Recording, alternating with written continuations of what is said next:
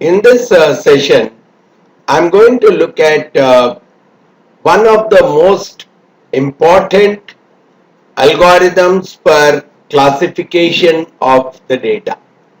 So classification comes under the supervised learning process. We have discussed earlier that supervised learning has two major objectives. One is a classification where I am trying to predict the group or the class based on a set of variables, or I am also having another major objective which is a numerical prediction. So this session I am focusing on the classification predictive learning predictive modeling algorithm. So one of there are so many algorithms that are associated with classification, but in this context I would be using the nearest neighbors analysis. So we will be talking about different kinds of algorithms as a part of this sessions, as a part of this course on machine learning. But in this session, one of that major algorithms that I'm going to look at is the nearest neighbor algorithm. So we'll see how to use it.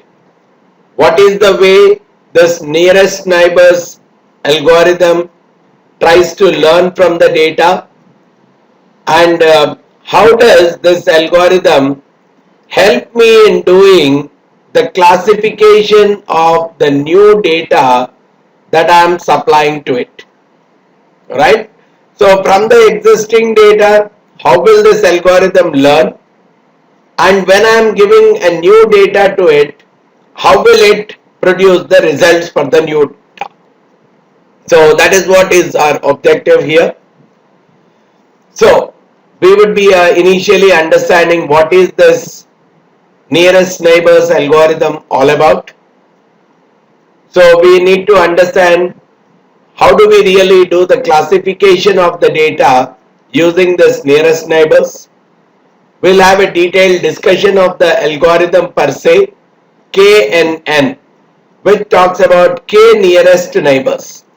So if I am talking about 1NN, it means one nearest neighbor, two nearest neighbors. So in general, we are calling it as a KNN algorithm, which is the k nearest neighbors algorithm. So how do what do I mean by near? How do I calculate how near are the various data points? So that is where we have to talk about the distance computation. So we need to understand what is the mechanism that is available to compute the distance. So we have to talk about that aspect. Now, what is an appropriate k to choose? Should I choose 1, 2, 3, 10, n? So what is an appropriate k as a part of that KNN algorithm? How should I really plan myself to choose an appropriate value for k? And then now looking at, I have a data, what are the various initial settings I need to do to that data so that I can comfortably execute a KNN algorithm on that data. Now, just as an offbeat here, generally this KNN algorithm is called as a lazy learning algorithm. Right? We will have to see why it is typically called, but otherwise the KNN algorithm is slightly different from many other algorithms that we see in the machine learning world, where because of which it is called as a lazy learning algorithm. So we need to understand why people call it as a lazy learning algorithm. And finally, once we get a basic hold of the conceptual aspects of this entire nearest neighbors algorithm, we'll take a data set, we will try to classify the data we will try to come out with a classification model and use that classification model for computing the predicted class for a completely different set of data. So that is what is our overall objective of this session. So we would be using R extensively here. We would be using the KNN algorithm also to do this entire classification process. Now, the major logic or concept behind this nearest neighbor algorithm is things that are alike, right? We are talking about 5 people, 1, 2, 3, 4, 5. So let's say if these 2 people are more or less alike, then what we say is their properties are also more or less alike. Even if we are talking about the 2 prices, more or less, let's say we are talking of these 5 as the prices of the products. If these 2 are more or less similar, we say that their behavior is also more or less similar. So that is the basic concept that we are talking of. Even attitudes wise, if these 2 people have similar kinds of attitudes, then some other commonalities also can exist between these 2 groups. So that is the basis. So things which are alike, they are most likely to have similar kind of properties. So when we are talking about classification here, in this algorithm, we are trying to identify, so if I am talking about a new data, I will try to see which is the closest one to this new data out of these existing data, right? So in short, if I have to understand, I will see with respect to the various properties of this new data or new record, I will try to see which one is the most similar or the most nearest in various properties with respect to this new data. So let's say if this is the most similar one, then whatever is the classification of this particular element of this particular record, I will try to assign it to this particular record. So I'm doing the classification by placing it into a category. I will place this in a category with the most similar or the nearest neighbors.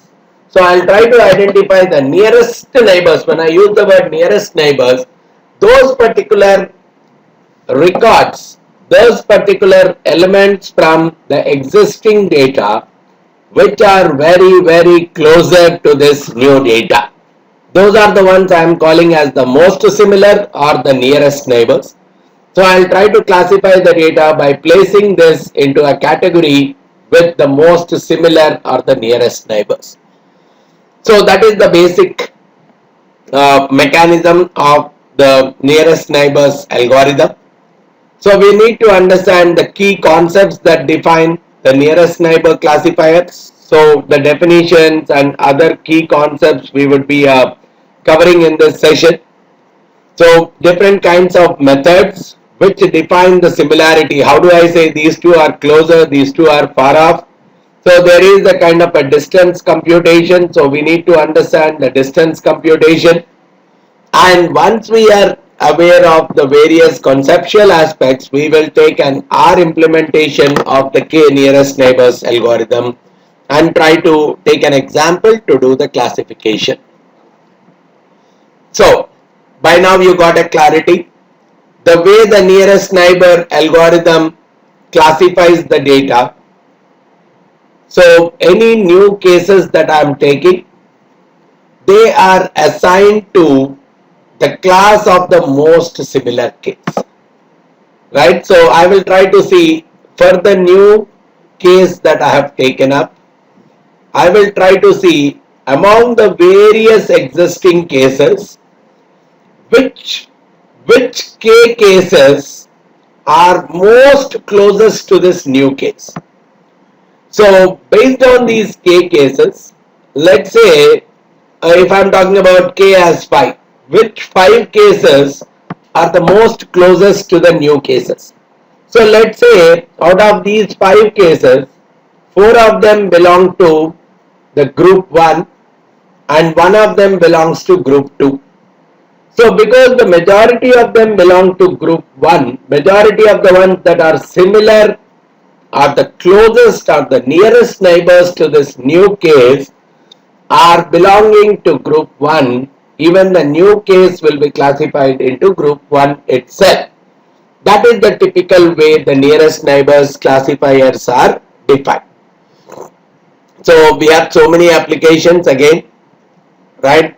Computer vision applications, optical character recognition, facial recognitions, and lot of other applications where we are doing classifications. If you look at identify the patterns in the genetic diseases used in detecting specific proteins, diseases, lots of applications in the medical world, in the imaging world, you can think of lots and lots of applications. So we are trying to identify all the closest neighbors to the new data set, and based on those closest neighbors we are trying to identify what is the classification of that closest neighbors, and depending on the majority of the classification we are assigning the class for the new data as well.